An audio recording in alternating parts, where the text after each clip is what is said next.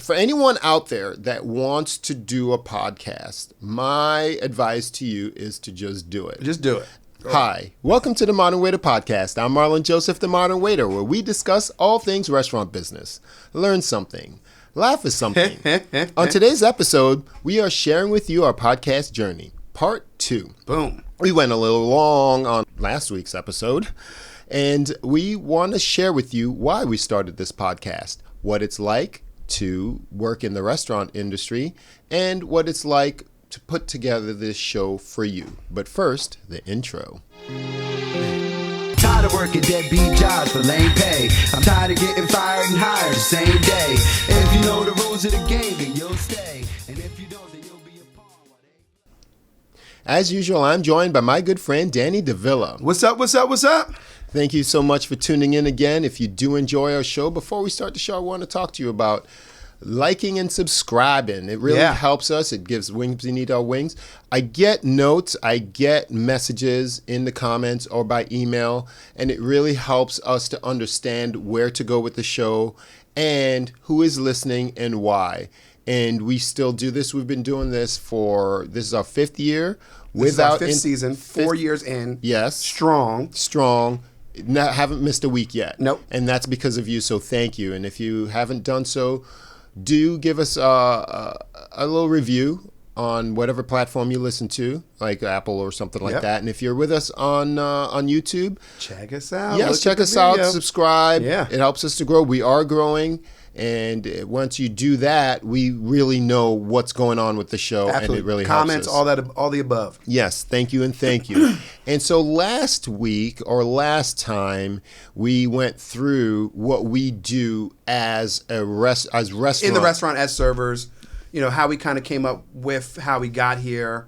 And we kind of went to the synopsis of, when he came to me originally and how we came up with the idea of the show and why we do what we do. Yes, why we do what we do and how it is working in the restaurant, just to give you a little bit of feel. Yeah. Okay. And now we're going to do so with the podcast because it's a restaurant podcast. Yes. But it's also a people podcast. It's about us. We're sharing with you our journey. Not everything because there are other things that we both do. Yeah. But as related to showcasing the service industry or the restaurant industry as a viable way to make a living and to have a good time. Absolutely. And to reach people this is where we're at with the podcast. Yeah. And so moving with sharing with you jumping our right journey. in. yeah, jumping right in. With the podcast now, we're going to backtrack to last week when I approached you about doing the podcast. And so I still remember our first show, and it was obviously a way different tenor. Oh, no, it was totally different. Way different feel. Do you ever listen to any of those old shows? Our first audio was right and left. Okay, we weren't even in full mono yet. Yeah, we were figuring it out. Okay, I don't know if we even. I think we might have. I think we fixed it. Yeah, we fixed it. But I was coming out of one ear and Danny was coming out of the other. It was really hilarious. And that's what it was about. For us, it was infancy stage. Yeah. And for anyone out there that wants to do a podcast, my advice to you is to just do it. Just do it. And there's going to be trial and error. Yes. You're going to learn as you go, just like anything. Yes. There's a steep learning curve. Oh, yeah. Because although there's seemingly a lot of information, a lot of the information may not pertain to you because there's a lot of different ways to arrive to where you are recording your voice. Yes. Or your video and putting it out to the world. There's a lot of different equipment to consider. And so that's why the learning curve is so steep. Yeah. Anybody can talk into a mic, but what mic? Yeah, what kind of mic are you using? What's your format going to be like? What do you want to portray to the world? And that's really how it comes down to. You have to figure out what your game plan is and how you want to coexist in this large podcast universe. And after you do that, then let it go. Yeah, and then you gotta let it fly. Exactly.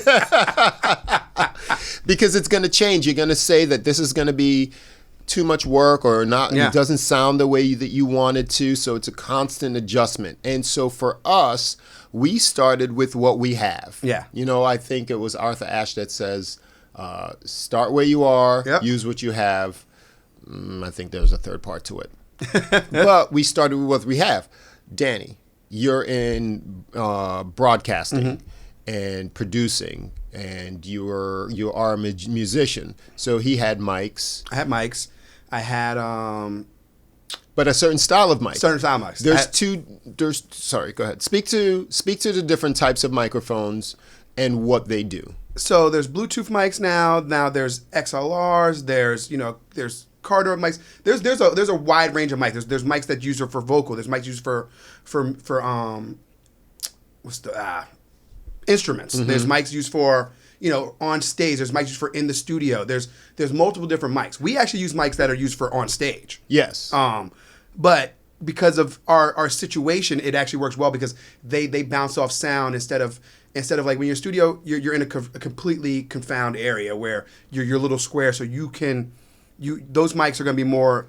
So I was mostly going for a condenser mic or the dynamic mic, yes. Right? So they pick up sound differently, and where they pick up sound is huge. Is a bit different. So you choose the mic based on your environment. Absolutely. Okay. So when you're first choosing a microphone, the way that they pick up sound, and obviously this is not a technical way, it can also pick up sound that you don't want. Exactly. Okay. So us starting with what we had, we really could have used the other way around. But we've built our studio and our setup around the fact that we had this. Yeah. And so we have the XLRs. We don't have a USB mic, which plugs right into a computer and talks to the computer seamlessly.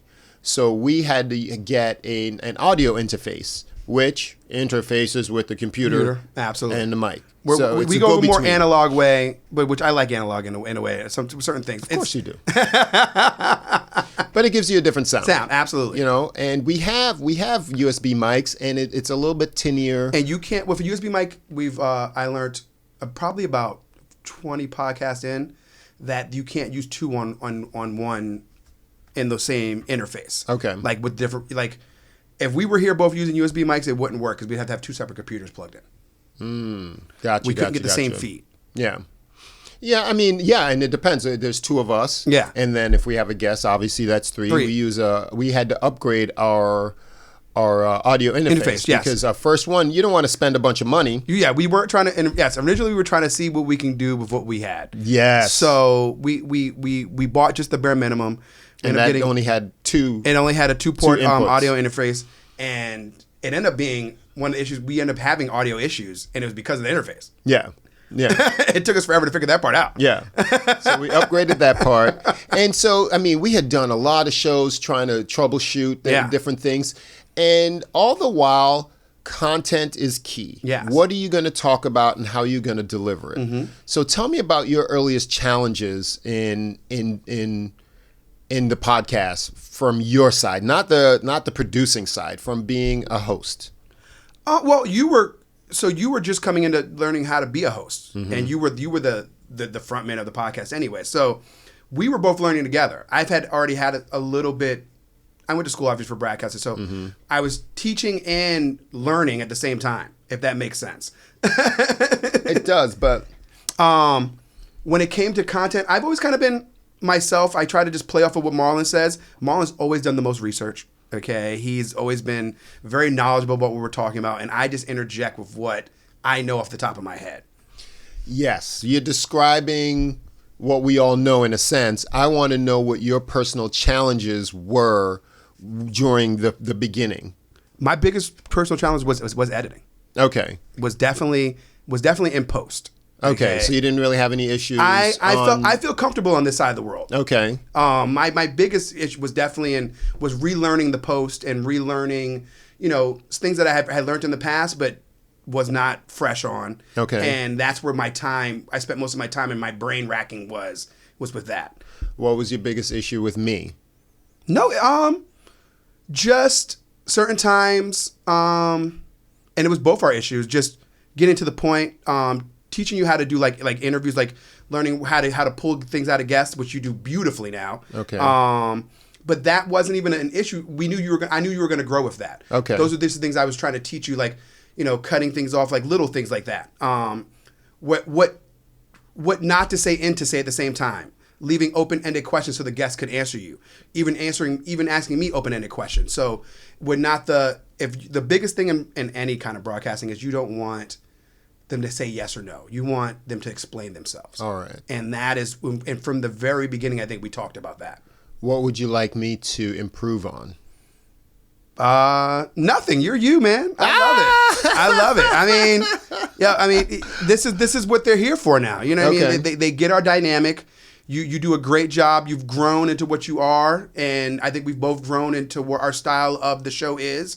And I think this is why we can actually talk about how we came to where we're at now. Mm-hmm. I think all we have to do, besides, we're just growing audience now and getting people to really feel what we already feel that is a great show. Yeah, I agree with you. To answer those questions for myself, my biggest challenge was my energy level, because naturally in my most natural habitat, I'm very low key. Yeah, he's very chill. Yeah, no one's tuning in to hear a low key person. Just like it was just very monotone, very one note. Yeah, and I had to learn to really, within myself, modulate my voice, be more interesting in a way of how I present myself, because it was a lot easier, and I'm glad that we started with audio only, because I didn't really have to care about not that I appearance or anything like that, but the appearance of the show. Yes, we had to care. I told him, I said, if we start, when we first talked about it, I go, man, we can't do video. It has to be audio. Okay? We have to master one step before we go to the next. It would have been too much of a chunk for us to bite off. Absolutely. And I think we would have been further along had we figured it out earlier. Yeah. Honestly, because there are challenges that we talk about in a bit to doing audio only. Mm-hmm. There are a lot of challenges. However, the challenges are on the front end, so to speak. Mm-hmm. No. On the back end. It's easy to get into it, but then it's not easy to really get your word out there. Exactly. And whereas as video, it's a lot more challenges on the front end, but visually people can consume it like that. Because there's so many. They can see you. we live in a world where people see. We're not in that. Probably 100 years ago when everything was radio. We were in that almost that mind state where for many people, we were making people digest it the audio way. Yes. And so for me, those creating were some that of vision. Creating the vision. Yes. Those are some of my earliest challenges. And then the other challenge was having a guest. I'm a very sympathetic person. Mm-hmm. And so I'm in tune with other people's rhythm. And then if our guest is low key, I'm low key. If they're high, I'm high. And so I had to transition into being the driver of the show and bring the guest along with you. Yeah. And I still struggle with that, because naturally that's a growing process, because people are going to be people regardless. Yes. And you can only bring your energy to them.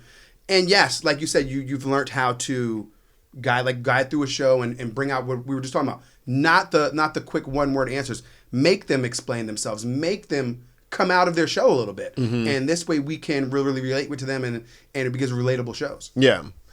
And so that was some of the things for me personally. And for you earlier on, it was mostly getting in there. Yeah.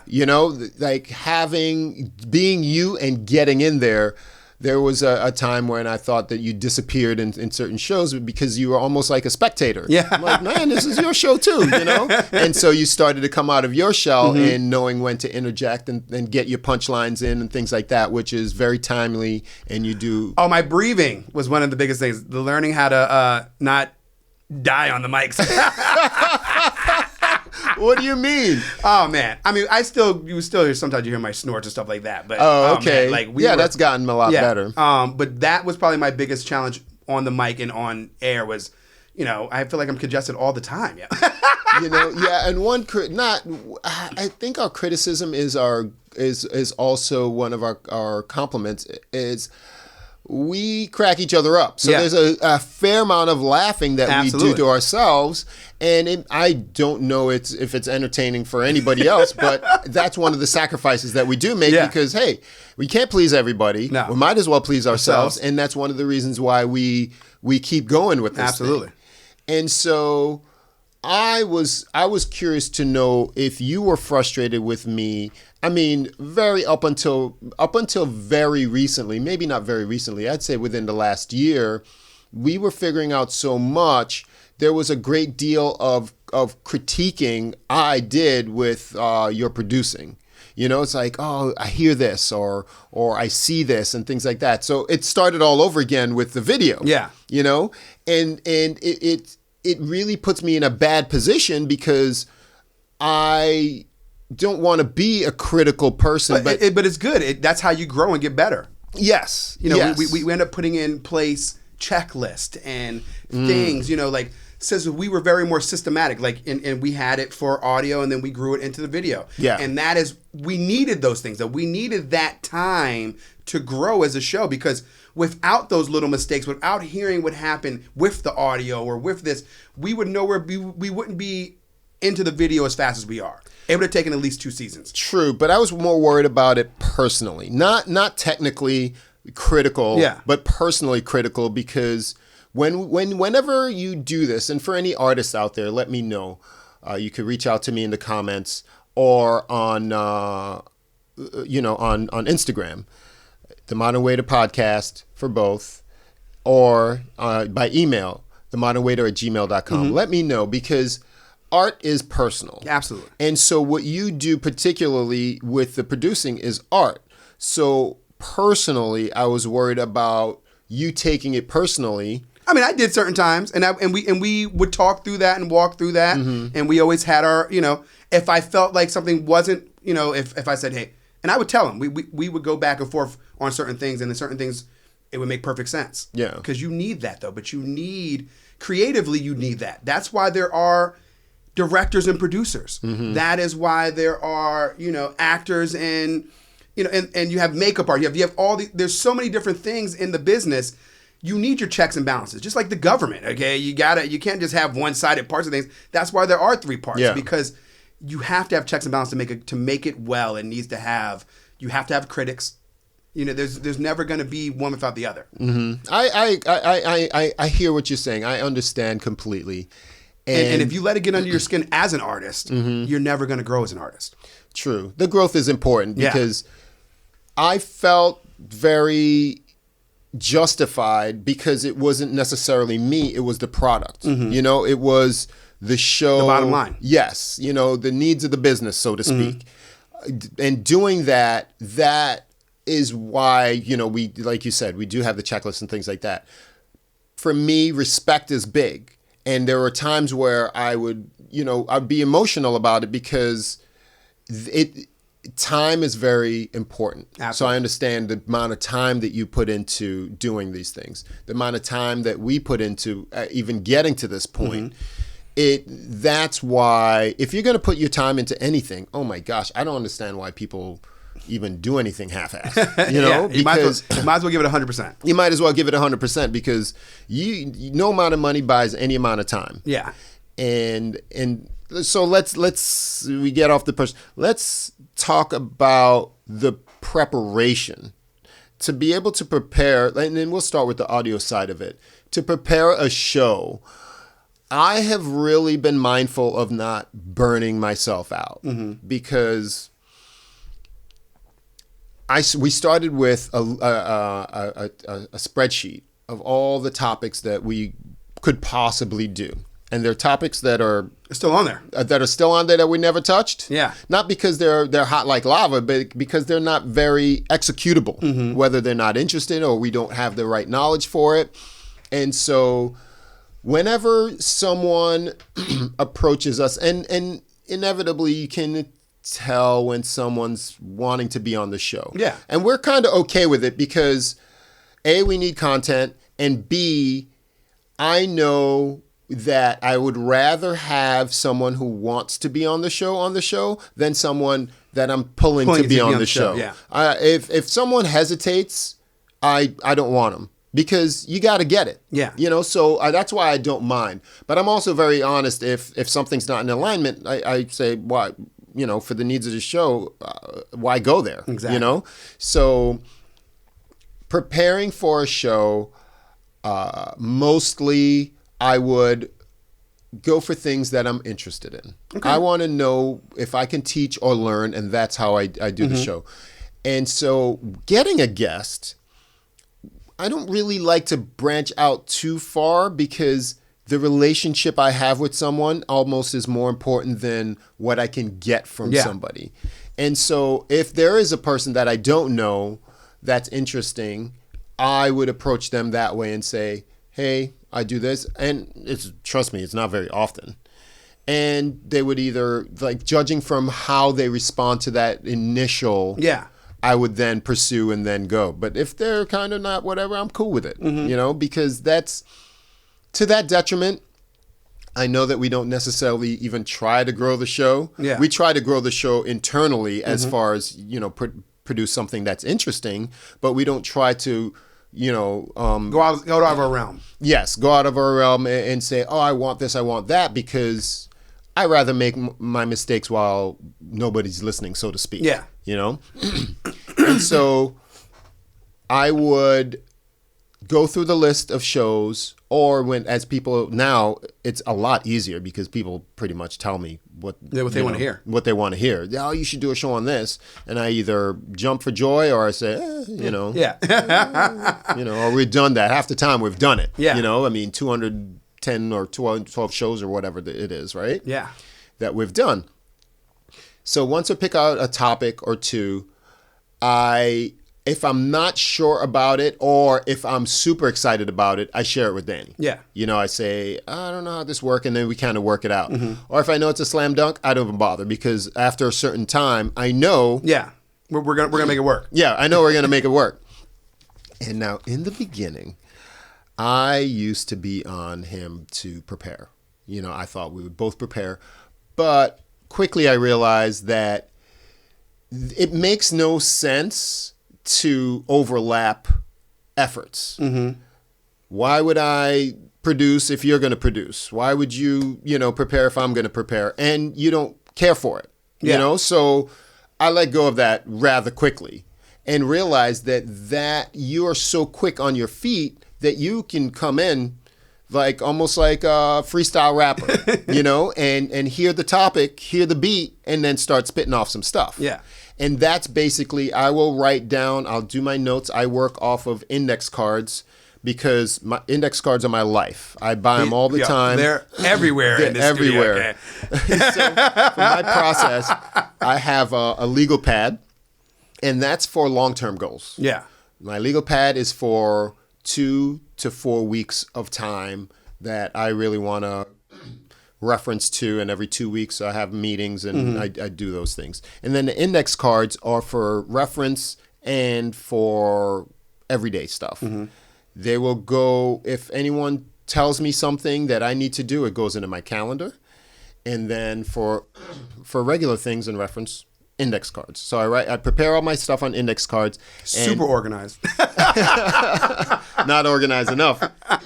Now, with the earlier versions of me and the show, I would over-prepare. I would write down a script of what I wanted to say and how I wanted it to flow. And there's a good and bad part of that. The good part is I would have all these things. You have it mapped out in your head. Yeah, yeah. But then after a while, you would learn that, some of the stuff has to be freestyle. Because we're on the, a topic can just take its own life. Yes. And that is where bullet points and shorter, quicker, it just following the script, but the script it never is going to go the way you want it to go. Yes. And that's a part of my personality that doesn't really work for the show, is that if I prepare and map something out, I'm going to want it to go that way. So then moving the show to this specific thing that I envisioned. And that is what he's grown in huge amounts, because he's been able to drive back that same idea. When we go on a different tangent, Marlon's very good at now of bringing it back to reining back in the reins and tightening up where we're talking about. I know when things are off the rails or off topic. However, I was speaking specifically to, sentences and the flow of that, that I just wanted it to go this topic, then that topic, and then, or this sentence and that sentence. So over preparing didn't work for me because then I wasn't being present. Yeah. So what I do now, and some shows need that, because if I'm teaching something that you want those highlights there. You want like when we did the show on the restaurants, the oldest restaurants in the country and stuff like that, he had a lot of history and things. Yes. And those sentences needed to be said. Yes. You can't really have bullet points when you're talking about a specific restaurant or a specific place and dates and times. But at the same time, we also learned together how to. I would interject, and he would then still get that point across the way he needed to in that sentence. Yes.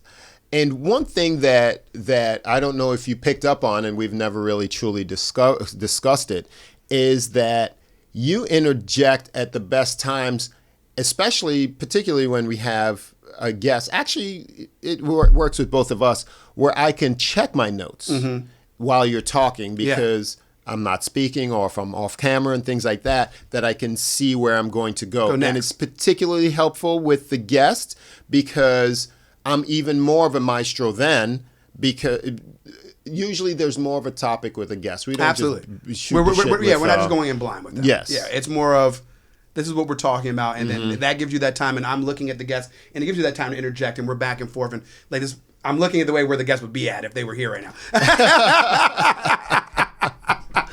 Yes. So that's about the prep now. I do mostly bullet points depending on the type of show, and then I can be more mindful, and I could cross off the ones that I do, and then I can visually see what I didn't hit or whatever. And then another thing that, especially now with this show, is timing. I can look at the camera and see the timing of the show because we don't want to do anything over 40 minutes anymore. Yeah, we want to keep you guys within it's got to have a 3 in front of it. Yes. That's how I look at it. Exactly. A 4 scares me because then it's too much. I look at, go ahead. We don't want you we want you to digest our shows and love them, but we don't want you to be like, oh, they just, they're just there at this point. A big commitment of time. Yeah, exactly. We want to be on your commute. Exactly. Oh, as you wash your dishes and do your chores and stuff like that. Or your workout or whatever you're doing that's your quick little 30-minute thing in your life. Yeah. And that's very reflective of me, and that's a conscious decision that we made to be about in the 30s. Yeah. Because when I look at other shows and it's an hour or whatever, I don't even turn them on. I don't have that for you. It's too long. I can't give you that. Yeah. Yes, it's too long, and so preparation leading in. I would be remiss to not mention inspiration. Now, the inspiration, yes, comes from other people, comes from questions that I want to know, and there's so many things that I really want to learn from other people, but it's just a way more visual thing. I think inspiration for the show comes from everywhere. You'll get stuff at work. I'll get stuff at work. We'll be around people. We'll go out to a restaurant. We could just be talking to random people like, age demographics and stuff. We'll be out. Like when we were in Vegas, we had ideas come up to us. Like I think we had like 3 or 4 Vegas shows from Vegas alone. Yes. Okay. Yes. And just being around people and really selling ourselves, we come up with these ideas, or these ideas come to us. Yes. And so talking about Vegas, last year we did quite a bit of travel. I would say in the last year and a half, we did quite a bit of travel. And so that ultimately is where I want to take the show, is to travel around, meet people, podcast, and do something like we do with Shift Drinks, which we haven't been doing as much because it's really hard to get people for that short amount of time. That's not ultimately super related to us. Yeah. So if you do enjoy Shift Drinks, do let me know, and we'll make more of an effort. But if not, we'll keep it to the to the few that we do. And so travel, it's really fun. We'll go to a meeting, not to a meeting, to a different city, and we generally already have a guest in mind, and that's why we're traveling to that city to go and meet this person. And usually we want to get at least 2 shows while we're there, or 2 shows in a Shift Drinks would be perfect while we're there. And then we have a way of getting that all together and things like that. And so getting the word out is a challenge. Now, when we are just on audio, I'm sorry, man. A lot of people, you have to be into podcasts to even want to listen to podcasts because there's such a learning curve. Absolutely. I call it an island. Mm-hmm. You have to already know how you get to that island. You already have to know how to navigate that island, the waters and everything getting there. Yeah, because teaching someone how to get on that island was one of our hardest things. It's one of the hardest things. I was walking people through on their phone how to listen to the podcast. Yeah. And I've been doing it since the beginning. Yeah. And that's the issue. If they're not interested if they don't already listen to podcasts, that's another hurdle. Absolutely. Because the first thing that I say, do you listen to podcasts? Yes. And then from there is where that whole conversation lies. Well, I do a podcast about this. And they go, oh, wow, that sounds interesting. Yes. And I'm like, boom, grab their phone or grab whatever. Like, let me see what you got. I'll pull it up for you. Yes. They subscribe right away, right in front of me. Yes. This show is for podcast lovers. Yes. You got to like podcasts Absolutely. to listen to this show. Because are we the most polished? No. There's a lot of checks that we do and we don't. Yeah.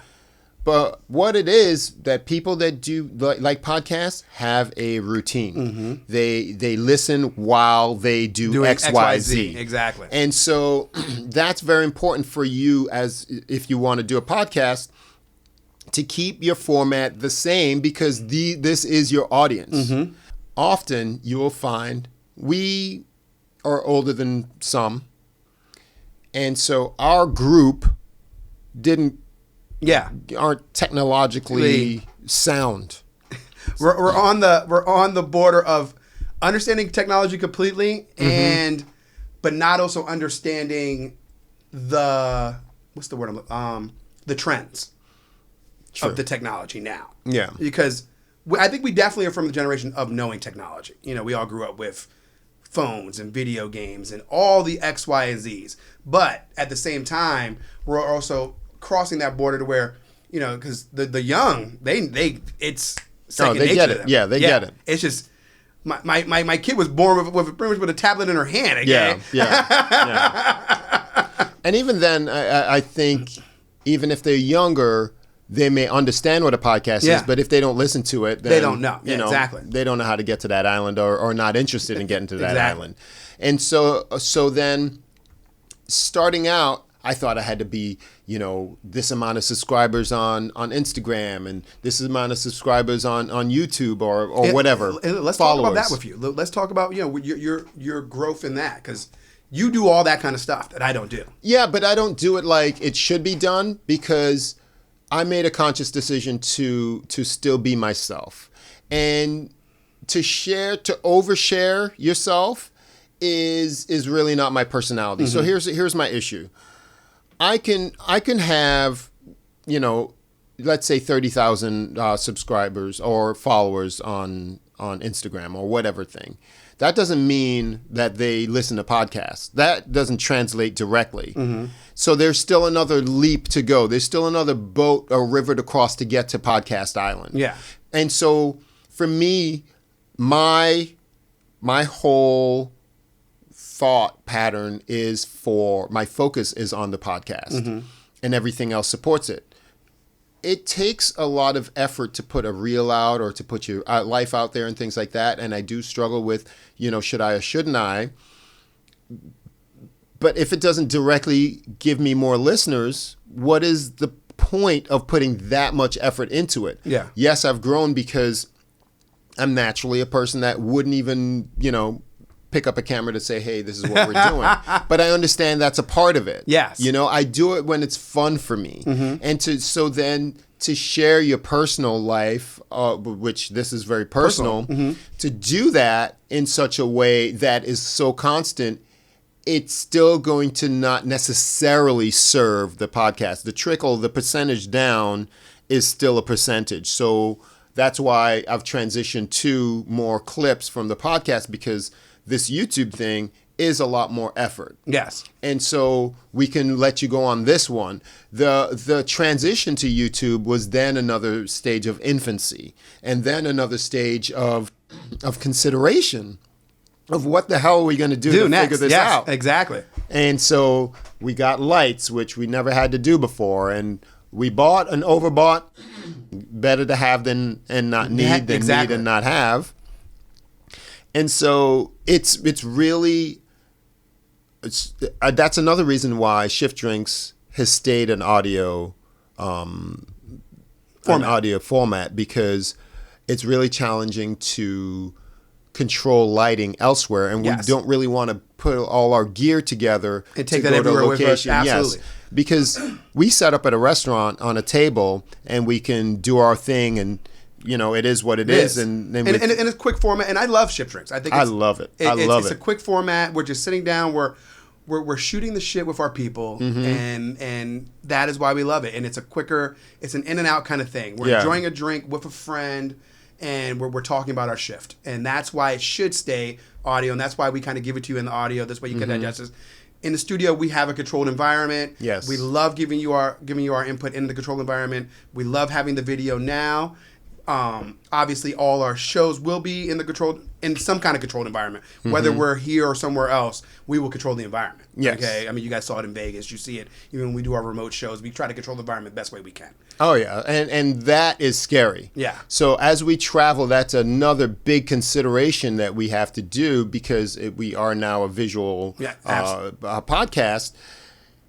Man, hotels don't let you reserve a particular room. Yeah. You get there and then you got to work with what you have. Yeah. So then if there's not enough natural light, more so than light is desk space. So where we're going to put the mics at, where we're going to put the computer at, where we're going to put, so things aren't seen that you're not seeing right now. You know what I mean? Yeah. Yes, you can see it from the side camera that I'm going to probably shoot to right at this point. Yes. So if your hotel just has a little desk space, and you have 3 people, you're already SOL. Yeah. And so we've been lucky so far, and then we have this hat on of where are we going to do this, where we're going to shoot it, and it makes me very anxious, because we're there to shoot. We're not like fun is secondary. And we have fun. Don't get it twisted. We have fun, but for me, we're not having fun anywhere. So for me, it's secondary, because I really I'm there to produce a show. Yeah. And so until the last few times we've done it at the end, so I've been very mindful of what's going to happen. I prefer to do it in the beginning and then have fun afterwards. But then where are we going to do the show? And then we've had passionate discussions about what's going to work and what's not going to work, and how is this going to go with the angle and things like that, because the light has to come into this way. Absolutely. And all of that stuff. It's very, very challenging. And so the last point or two I would say is consistency. Consistency. You got to do it when you don't feel like doing it. Consistency. If your show is consistent, you're going to watch your audience grow. You're going to, with anything in life, Yes. If you're a musician, if you're constantly putting out albums, you're constantly doing tours, you're going to get an audience. If you are on TV, your show comes out every week, you might start with a cult following, but that cult following grows into a larger audience. Things take time, and that's what we're here for, to give you good content for a long time, people. For a long time, and we haven't missed a week yet. Every week we do this, and it's almost, it feels uncomfortable, but it's almost like that's your deal. They're going to look away sometimes, and then you need them to know that you're going to be right there. Yes, when they're ready for you to come back. When they're ready to pick you up. Yep. And so we do this for you each and every week, and we're happy to. And that's why we do ask in the beginning of the show to give us a little feedback, giving us a thumbs up or follow, because that kind of tells us what's happening out there, and if we should or shouldn't, or whatever the case may be. And that's why we are doing it. So keep listening, keep subscribing, keep looking out. This is what we do. This is what we do. And we're grateful to be able to do it for you. And I'm Marlon Joseph, the Modern Waiter. I'm Danny Villain. Subscribe, people. Whoop, whoop, whoop, whoop. Happy New Year. Later. Rolling home in our stop. We going straight to the top. We knowing what we got. And heads gon' rock when this shit hits the block.